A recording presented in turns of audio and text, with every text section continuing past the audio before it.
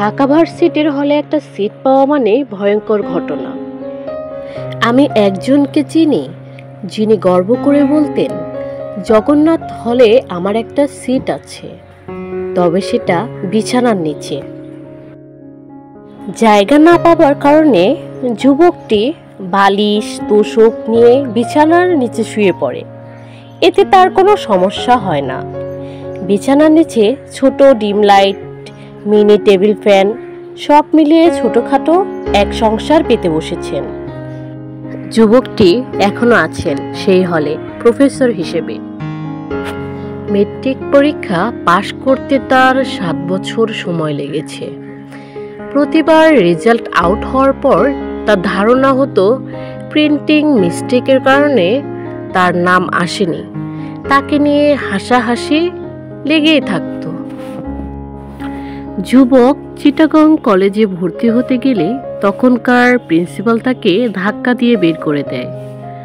যুবকটি চলে যেতে যেতে প্রিন্সিপালকে শুধু একটি কথা জানিয়ে যায়, একদিন আমি এই কলেজে প্রিন্সিপাল হয়ে আসব। যুবকটির নাম রেজাউল করিম। পরবর্তীতে তিনি এই কলেজে প্রিন্সিপাল হয়ে যোগ দেন। এই গল্পটি অনেকেই জানেন। আসলে কি জানেন, সবাই মেধা নিয়ে জন্মায় না। আলাদিনের চেরাগ নিয়ে ফু দিলেই সবার সামনে একটা দৈত্য এসে হা হা হা করে উঠে না। লাইফে স্ট্রাগল করতে গিয়ে সবাইকে অবহেলিত হতে হয়।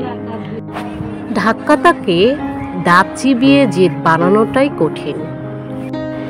দুঃখ, কষ্ট, অবহেলা, অপমান, এইসব জিনিস একদল মানুষকে দুর্বল করে দেয়, জীবনের আশা পানসে করে দেয়। বাঁচতে ইচ্ছে করে না, সব কিছু নিষ্ঠুর মনে হয়। আরেক দল মানুষকে কঠিন করে তোলে, বাঁচার আগ্রহ বাড়িয়ে দেয়। শোধ নেবার অদম্য এক শক্তি, ইচ্ছে তাকে সুন্দর করে তোলে। পৃথিবীতে বেঁচে থাকতে হলে মানুষের করুণা এবং অবহেলার প্রয়োজন আছে।